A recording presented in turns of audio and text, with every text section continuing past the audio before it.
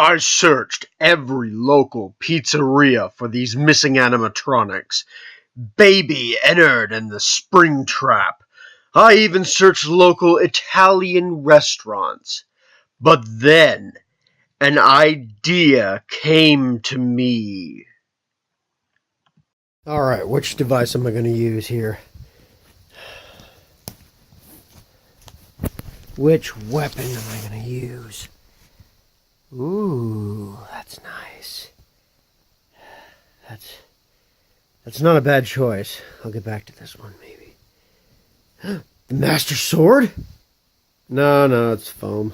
Jeez, Oh? Oh. Dual-bladed. Alright. I've been waiting for this all day. Wait a minute.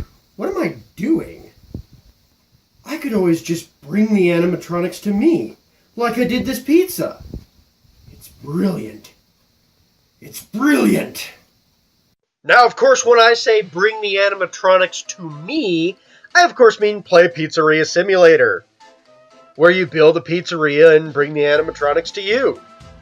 Great plan, right? Of course it is. Although, if you look at the Steam page, yeah, this game doesn't look all that great. And when it starts out, it looks like a crappy 8-bit minigame where you make pizza and throw it at kids. And then the game glitches up and reveals the actual Pizzeria Simulator 5 Nights at Freddy's 6. Don't be fooled by the Steam page. Scott is an absolute troll. I've said this before, and I'll say it again. He likes to prank his fans. So if you're a Five Nights at Freddy's fan and haven't played this because it looks like garbage, it might be a bit better than you expect. So, yeah, what are we dealing with here? Honestly, this is the end of the Afton family. You have Ennard here, you have Baby, you have William Afton himself, you have Lefty? Huh. I don't think she's a part of the Five Nights at Freddy's Afton family, but I'm pretty sure she's part of some families, so that's what we're dealing with today, guys, the Afton family. So let's take them on! That doesn't sound good segmented like that. Let's try it again. Let's take on the Afton family! Much better. Roll the intro!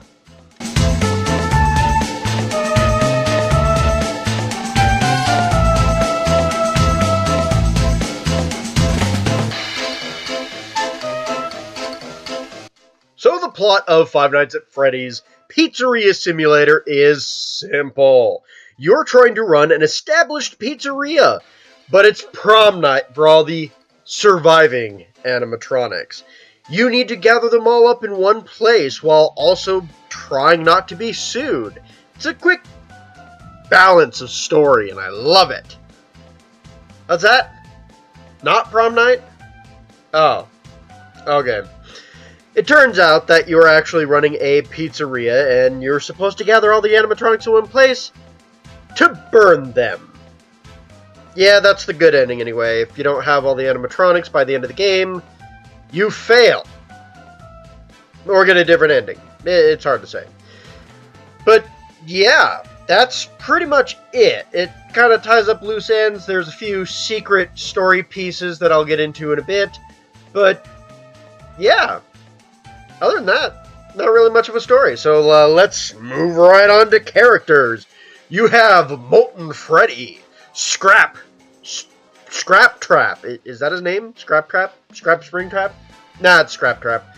And Scrap Baby. You also have Lefty. Okay, if you guys want the gist, Molten Freddy is actually Ennard, who spat Baby out. Obviously, Baby's Baby. Scrap Trap is Spring Trap with William Afton stuck inside. And Lefty is actually, well, Lefty, but it has the puppet inside. It's kind of weird. And isn't it interesting that that thing looks like Nightmare? I mean, really. Yeah. Wasn't Nightmare replaced by the puppet?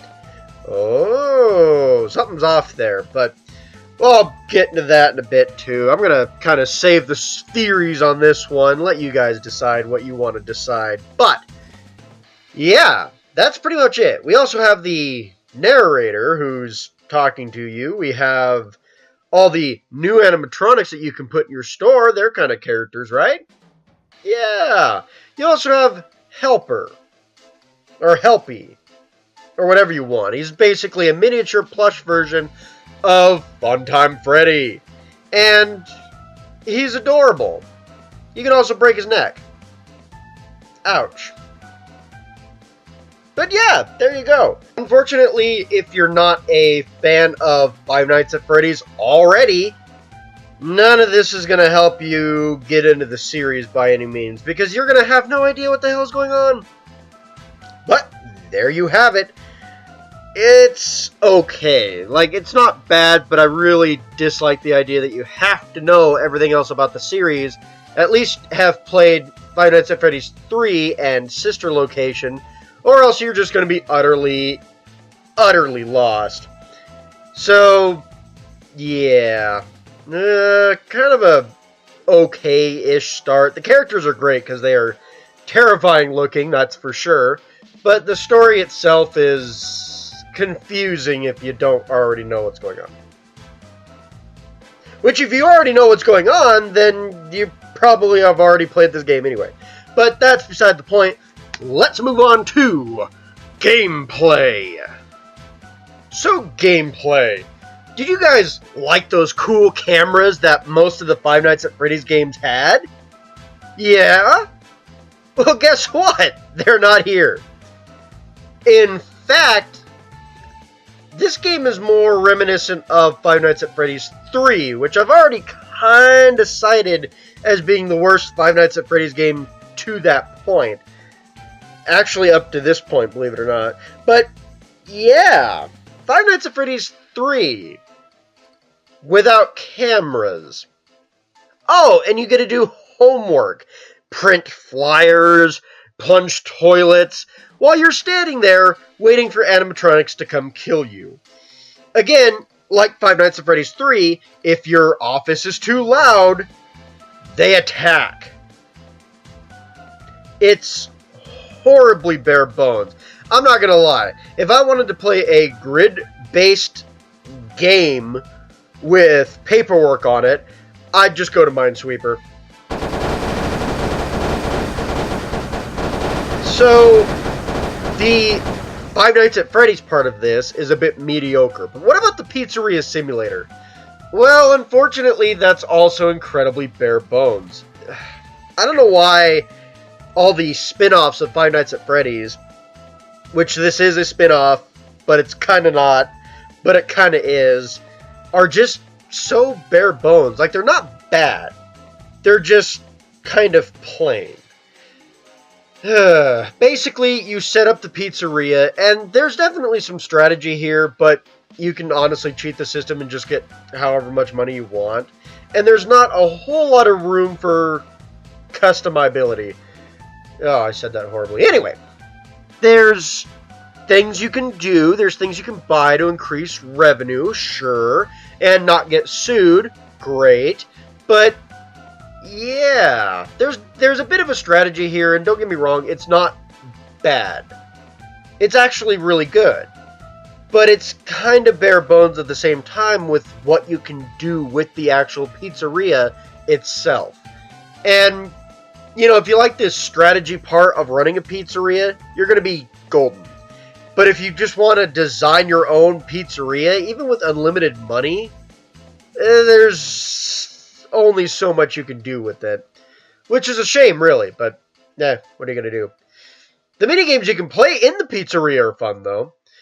And then you have the interviews, which are easily the best part of the game, where you basically sit there across a table from one of the animatronics trying to kill you, and you play creepy sounds and hope that they don't move. And if they do move, you either shock them, or you're probably going to die. And then they're in your pizzeria anyway, and you didn't get any money for them, and oh yeah, that's fun. So, yeah.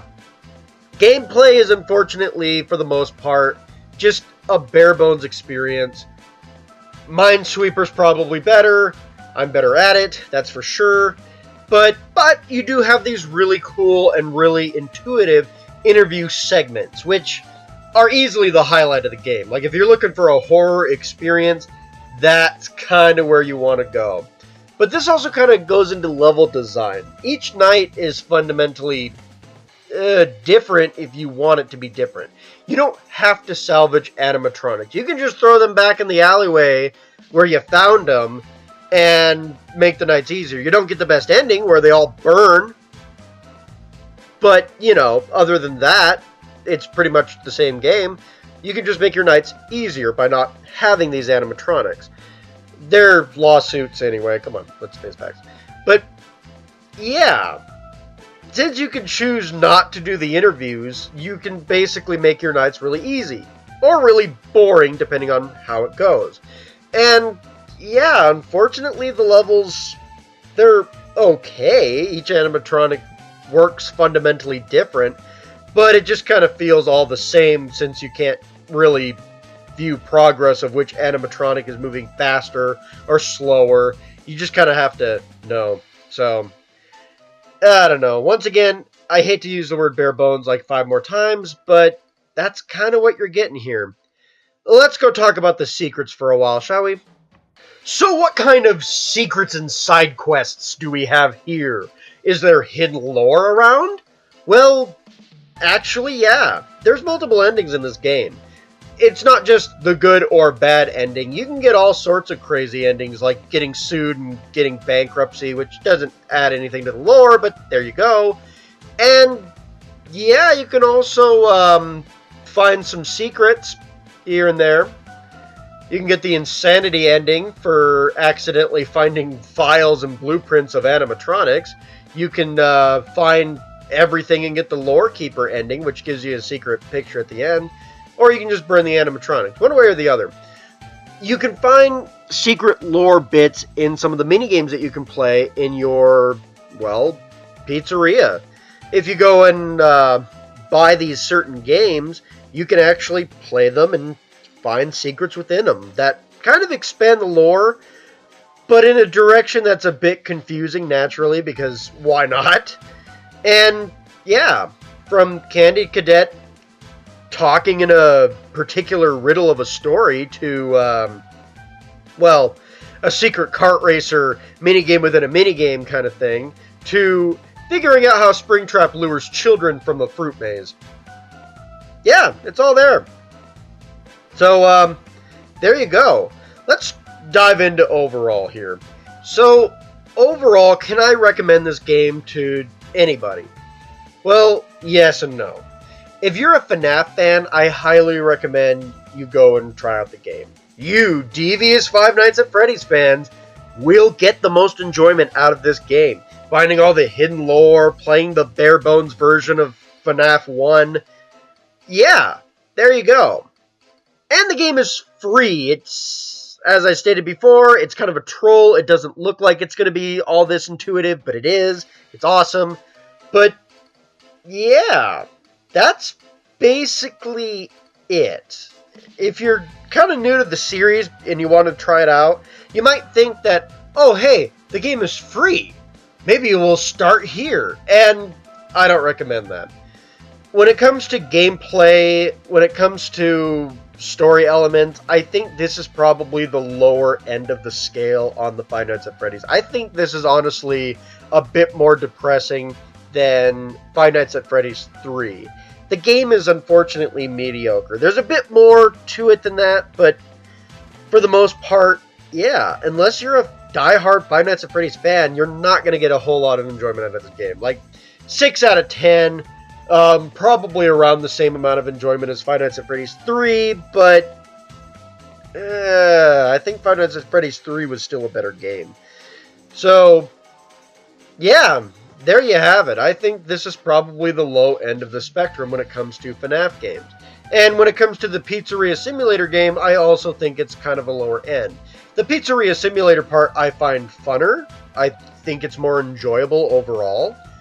But it's still kind of bare bones and basic. So tread lightly. It's kind of the same way that FNAF world is, where it's fun, sure, but it's not quite all there. It's not amazing. It just kind of exists, and there you go.